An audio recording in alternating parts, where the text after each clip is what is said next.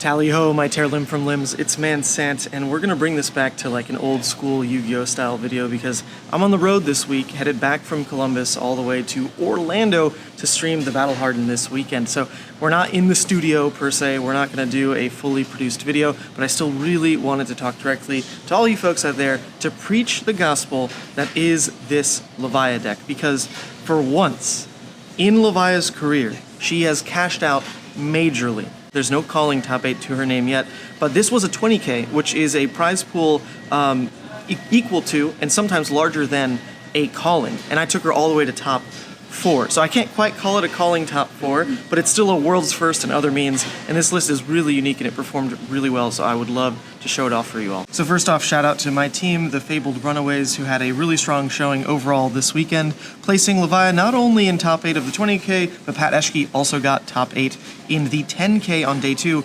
with pretty much the same list. I think it was like one card different. Hence the bit of a clickbait title, because not only I cashed out, also Pat, also Mark Johnson from Team Ascent, and then also Dan's brother on Levia as well. So it was a pretty good weekend for our queen, and then I also cashed out second place in the cosplay contest. Picture on screen if you haven't seen it yet.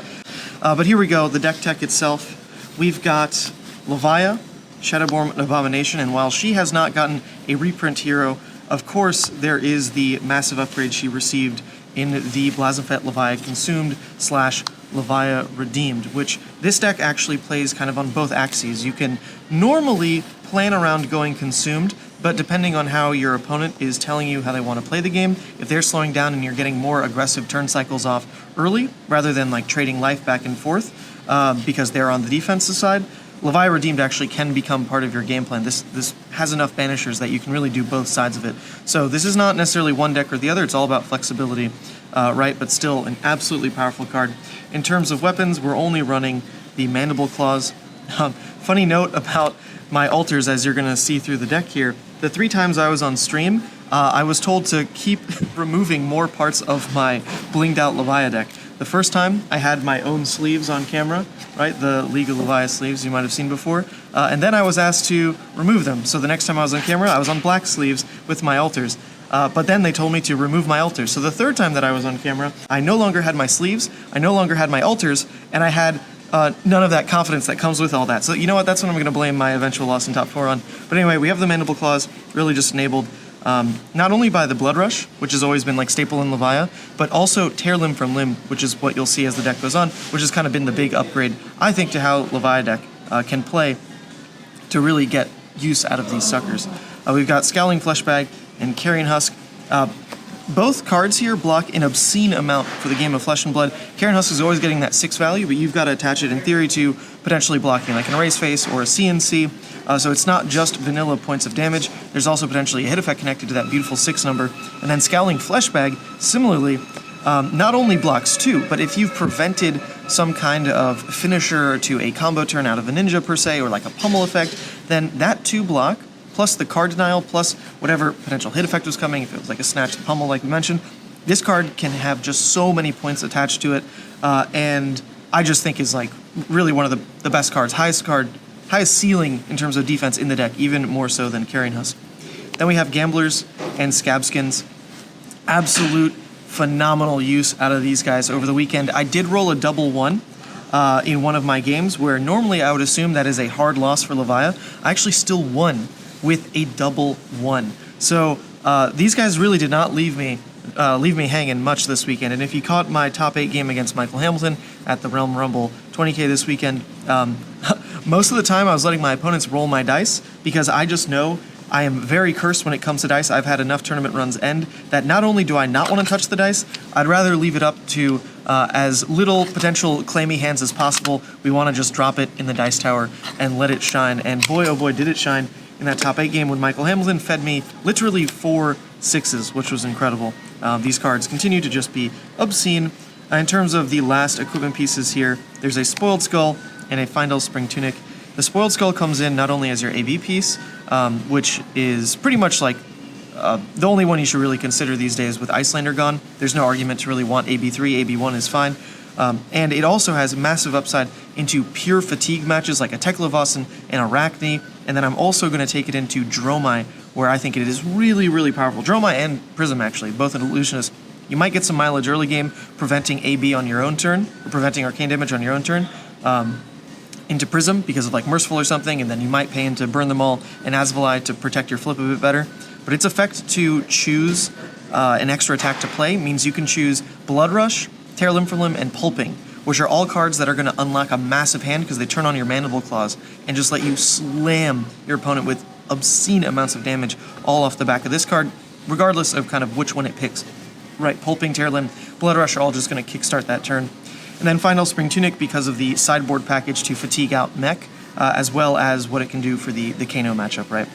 Lastly, just some tokens. The one thing I was allowed to keep at the end of my stream run was still my Altered Quicken token, so I was at least happy about that. And then, of course, we have Blasmafet. So that's going to be it for the equipment. Let's get into the reds.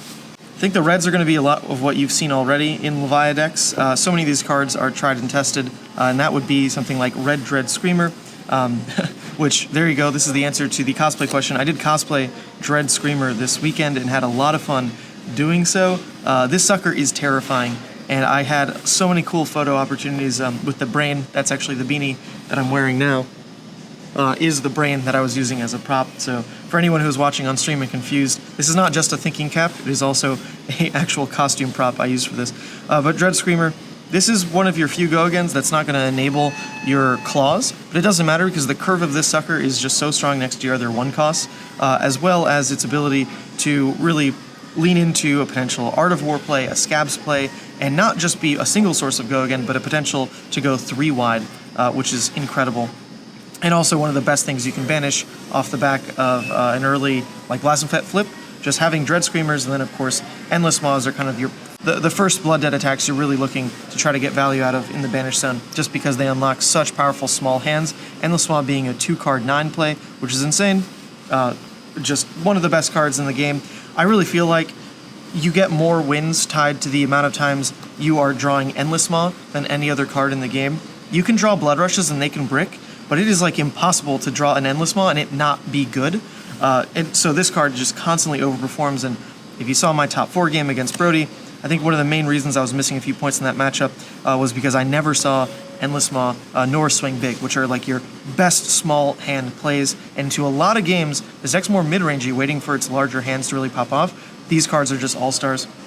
Speaking of cards that are better in wider turns, Boneyard Marauder really fits that because of its cheap ability to fit into like a Blood Rush turn, which I think we all know and love. Also Art of War turns.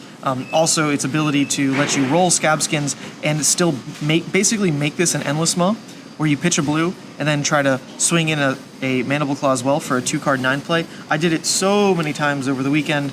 My old heuristic when I ran a lot of Ghostly Visits used to be, I'm not really trying to roll Scabs if the output is like less than 3 value. Forget that. I'm rolling Scabs anytime it can equate to even a Claw in this format in particular, because I think the game is powered down to the point where you just are overwhelmingly unfair, even if all you did over the course of the game with Scabskins was cheat in 1 Mandible Claw. Not a lot of other decks ever even get that kind of opportunity, so this was just a big card for that cost curve. Similarly, Slithering Shadowpede for the early game is like that same play.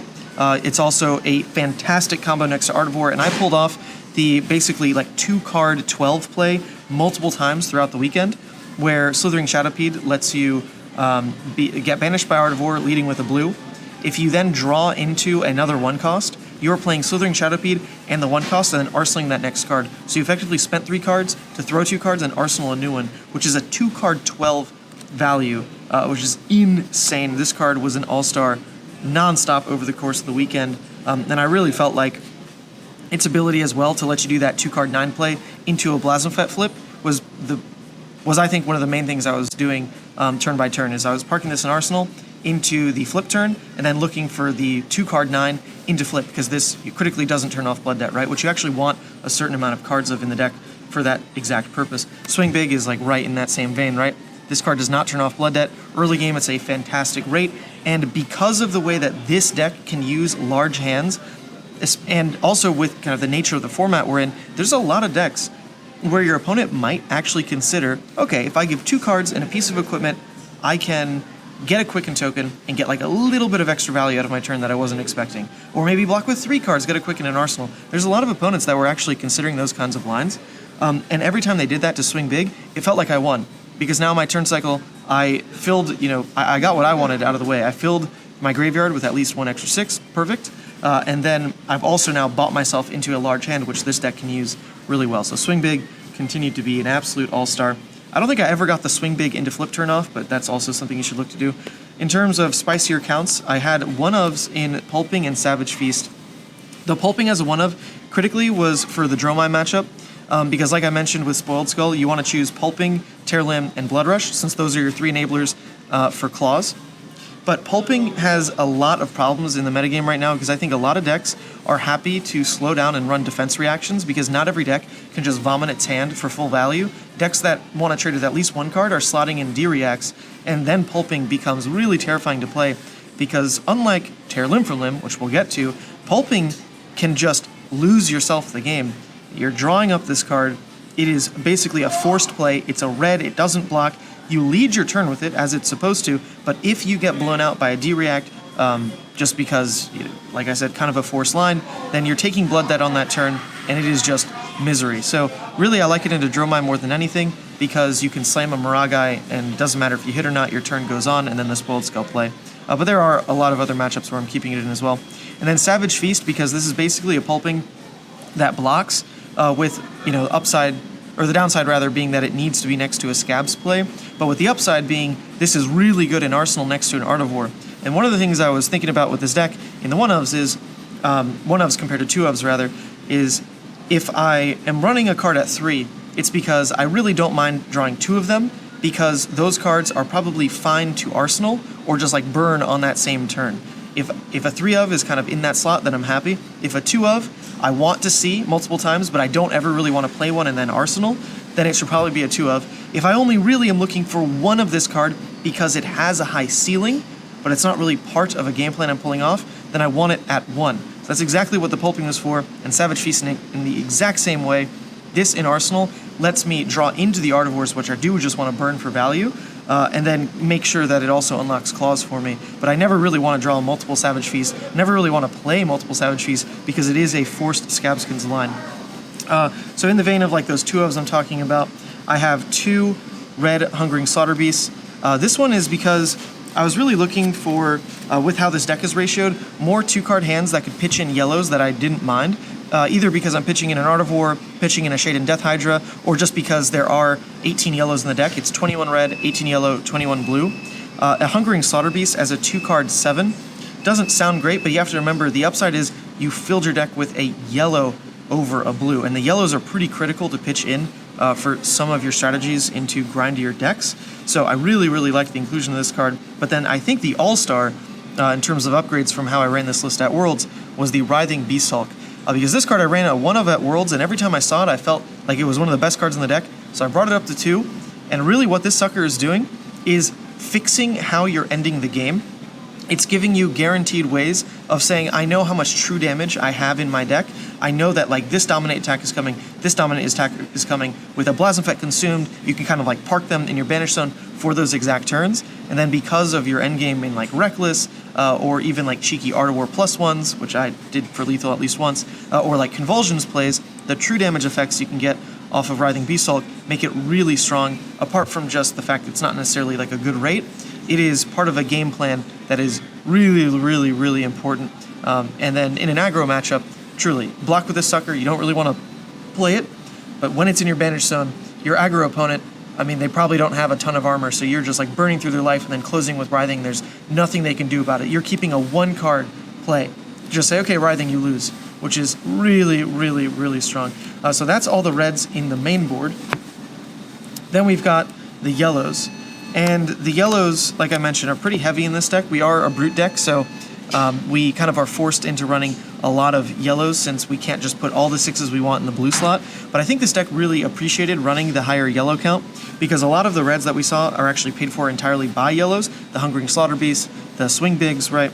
And then also you gotta remember on your claw turns, a yellow is 5 damage. A yellow pays in to your Mandible Claw, so you really want to not just pray and hope that your very blue and red heavy deck draws like the double blue on the Blood Rush. If your deck is more balanced like this, then if you draw like a red yellow or a red blue or like a blue yellow, like that kind of thing, or even double yellow, right?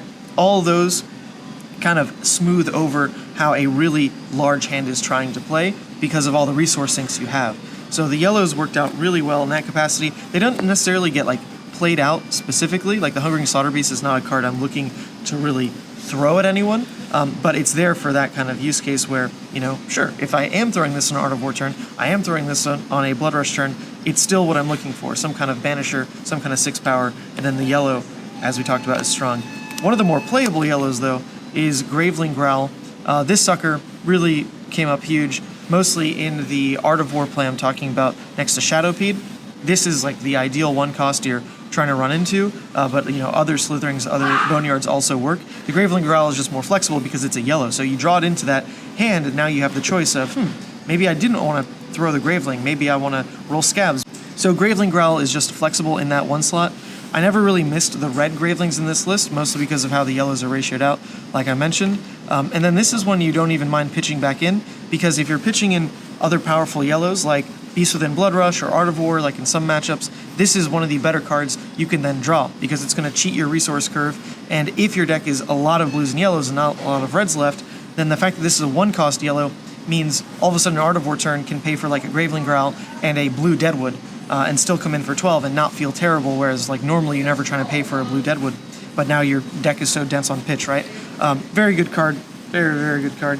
Then we've got the Beast Withins. The Beast Withins, just one of the more impressive cards in Levia, I think, because of the ceilings it has next to Blood Rush and the bit of outplay potential it has next to like Pummel, or even if you arsenal it into like a Seek and Destroy trigger versus Azalea, then it gets destroyed and then you still can arsenal the card you draw off of it, that kind of thing. The card just has such a high ceiling for Levia, and hits all the other notes you need as well. It's a yellow, you can play it early, and then you can also like play this on your flip turn because it doesn't turn off Blood Debt, which is, you know, all very flexible. Like this card a lot. On stream in round 4, I did take 5 damage off of a Beast Within, which wasn't necessarily why I lost the game. I think kind of in like a short-sighted view, I would say it's what lost me the game, but in true hindsight, it was not that. It was a different play I made where I arsenaled a Hydra instead of a Convulsion. So I would be very hesitant to blame losses on Beast Within. You know, it might just be the tilt factor that then makes you lose the game somewhere else, which is what happened to me. But there we go. 3 Blood Rush Bellow, which I hesitate to even say is the best card in the deck anymore.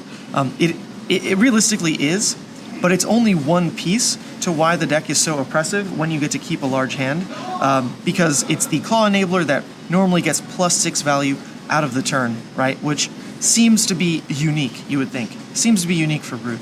And at a small hand size, I think that is still very unique. Blood Rush Bellow, especially next to like the blue Boneyard play, is a 3-card 18, which is nuts, but we're really trying to go above and beyond when we have these big blowout turns, and that's why something like Swing Big is very, very similar to what Blood Rush is doing, which is just go over 12 block. So Blood Rush is good, it's very good, but kind of the upside of like it, sure, blocking 3 means nothing since you'll always slam it. So Tear Limb for Limb in another world also you could argue has like better upside because it's a blue, so you can like pitch stack it easier for later. Anyway, this card is like obviously good. We don't need to preach on it too long. The more of these you see, the more likely you are going to win like a short game. But if you play smart, any long game is winnable. Then we've got 3 Art of War, these Cold Foil Suckers. Shout out to a judge friend of mine that I met in Barcelona who actually helped hook me up with the full playset here, and then Flukenbach as well. So these were just true all-stars all weekend. I think one thing that I'm really deeply appreciating about Art of War these days is the graveyard fill that Art of War can pull off, in terms of it not only filling the graveyard once with Art of War, but also because now you're free to play like a Swing Big, a Slithering Shadowpede, as well because of the Go Again, and not worry about you know, only playing out a Banisher and not really refilling your graveyard very much. Art of War just came through again and again and was very strong in that regard. I would never cut it, and it's also so good next to this next card when we talk about pitching powerful yellows. One of the stronger things you can be doing is pitching in Art of War and Shaden Death Hydra for these crazy combos where you do turn off Blood Debt next to Shaden, which is otherwise like kind of iffy. You can basically run into a situation where you Shaden into Claw. 16 damage, goes over blocks, and you turn off Blood Debt, which is insane. But Shade and Death Hydra overall is just a really, really, really important card for closing basically any game where your opponent tries to change up the game plan. If your opponent is a deck like Azuri, like Bravo, like Dromai, where at a certain point they can feel like they're too much on the back foot and just try to block you out, Shade and Death Hydra is insurance before you've even sideboarded that you just will not lose that kind of game. And previously, Levia had issues with this where you would take a recursion package because you're saying, I don't want to lose the late game, right? But then if your opponent just played very aggressive nonstop and didn't give you breathing room, well then the recursion package felt awful. It's clunky, right? It's clunky, it didn't block well, it was like a lot of reds, and also took like a lot of dedication to set up your graveyard that way. Shade and Death Hydra is just insurance of a late game that you will not lose with a Convulsions play, with an Art of War play, with a Tear Limb from Limb play. All of those just amount to obscene amounts of damage, because you gotta remember, you can do 3-card 13s. That's not what's unique about Shade and Death Hydra. It's the fact that this is on a singular action point spent, which can be a resource you start to run low with in a longer game with Levia, right? You're burning through your Tears, burning through Art of War, burning through Blood Rush. So then how do you get so many action points late in the game? You don't want to just bank on Scab Skins. Now you've got all of that damage baked into just one action point use, which is insane. Card was phenomenal in testing. I sometimes was getting off the 26 damage Tear Limb for Limb, mostly not. But this card, the threat of it, made the opponents so scared of playing to the late game that they would kind of pivot to fatigue in the mid game, realize they won't win, and then just lose on like 5 different fronts. But this was the insurance that I never would. And then lastly, because the Wendy's is closing here, we have our blues, so we'll be quick on these. Wrecker Romp, you're just always going to run them. They're a blue 6, block 3, right, which is graveyard fill if you're going first. You've got Deadwood Rumbler, which, like I mentioned, with like the Art of War, actually is a bit more playable, and also with Phi, this card, Banishing Phoenix Flame, can be quite strong. You've got Barraging Beatdown, which is one of the strongest blues in beating someone post-consumed if you're actually in threat of deck out. The ability for you to basically force them to a full blockout pattern, lead with a Dread Screamer, they block 2, you barraging, you come in, and this card basically dealt 5, and graveyard filled, is just nuts. So Barraging Beatdown was an overperformer this weekend. It continues to just be, I think, one of the best blues in Levia. Then we have Convulsions, which is just late game insurance. This is what makes Levia's pitch stack like not much of a pitch stack, because all these cards are just what's going to end up pitched anyway, right? Like these blues, this dominate on a stick, just gets paid for by other blues. So you look smart when you just pitch a Convulsions and another blue and a yellow attack.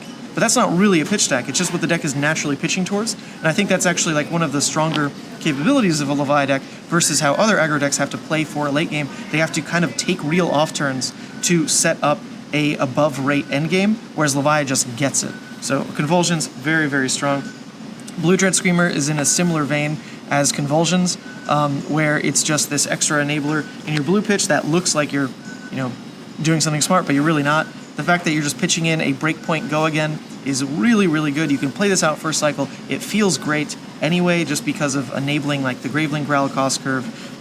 Very, very good card, especially just as like blocking fodder, and then banishing it with Consumed. This is still just a go again from Consumed, which feels really good. And then the All-Star, the absolute freaking All-Star. We're going to put the stamped one on top of this event, the Worlds event. Anyone who's like ever tested the list, this card, Tear Limb from Limb, is absolutely nutty in Levia. I cannot believe how long I just like mean on this card. I thought surely it's like a Rhinar card. There's no way Levia is like really looking to get mileage out of this effect. It's a non-block blue. That's already kind of like an awkward part of the deck there. But what this card is doing, in short, it's basically a pulping and a wild ride that doesn't lose you the game and is better for pitch. Right? Like it's a more modal pulping, a more modal wild ride. Because when you draw those in multiple, which are a very important part of a Levia game plan, needing some early game plays, right, that fill the graveyard, Tear Limb from Limb now does that exact same effect where you're going to spend 2 resources to fill your graveyard with 2 cards, just like a pulping or wild ride would. But if you miss, your turn's not just over. You don't just take Blood Debt and lose. You get to continue on. It has baseline go again, right? If you draw multiples of Tear Limb from Limb, they actually pay for each other, whereas if you draw multiples of Pulping Wild Ride, they do not.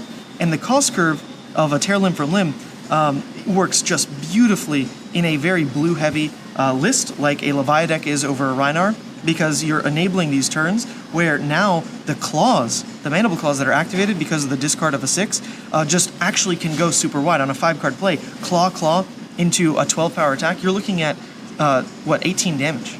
18 damage, like that's a Blood Rush turn just off of a blue. Off of an innocuous blue that like no one was playing.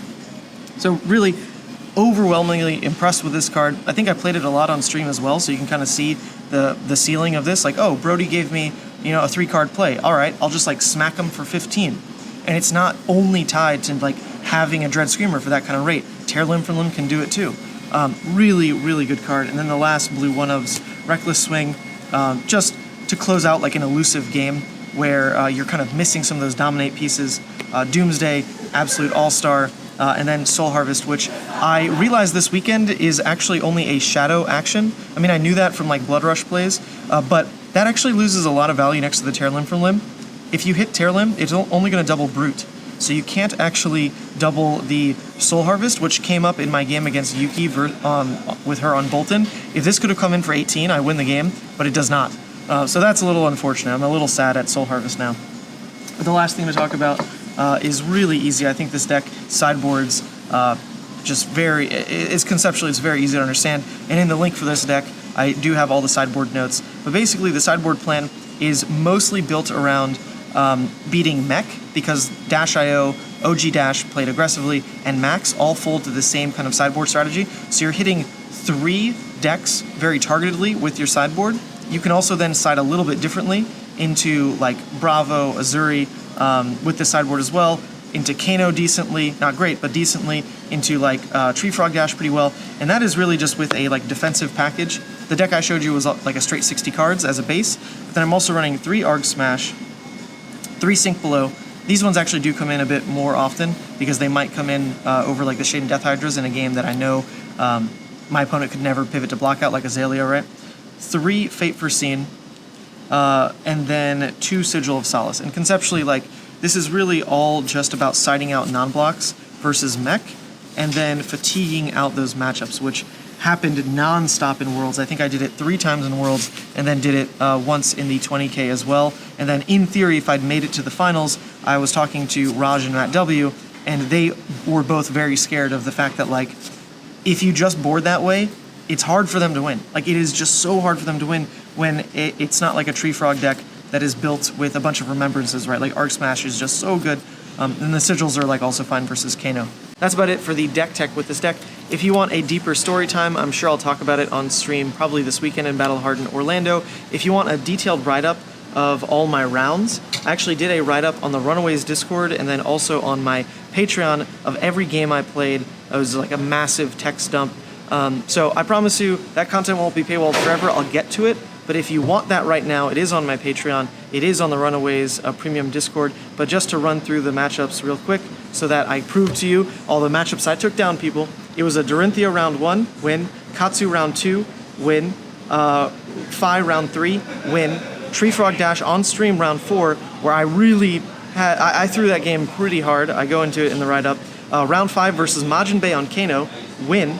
Round 6 versus Yuki Lee Bender on Bolton, and this one was like an absolute blowout loss. Before her second Tunic, she found Solvarinia and all 3 Luminas, so we'll just leave it at that. That was a high roll loss, but that's fine. That's only X2 at the moment, right? And then round 7, I beat a Bravo, so I ended day 1 at 5-2, felt really good. We don't need to cover draft, I did terribly anyway, but then round 8, draft was round 8, 9, 10 out of a 14-round event. Then in round 11, I faced a Katsu, and I won again. Round 12, I faced OG Dash, and I won. Round 13, I played another Katsu, and I won. That puts me 3-0 against Katsu with no grasp in the deck, just by the way, which is crazy. And then round 14, my win and in versus Dromai. I got Tomultide on turn 0. Tomultide, well, his turn 1, whatever. I lost Scabskins before I had a turn, and I still won that game, which was incredible. He even set up like a Chromai passing. That game was nuts. I wish it was streamed. But there we go. That put me into top 8. My top 8 game was streamed versus Michael Hamilton. I'm sure I'll also review that at some point, but that's out there. I'll throw the links everywhere. That was an incredible win. And then top 4 versus Brody Spurlock, where I lost. But I've gone back and analyzed that game like six different ways. I did lose about 5 points of value just because I didn't have the foresight to expect a red in the ledger.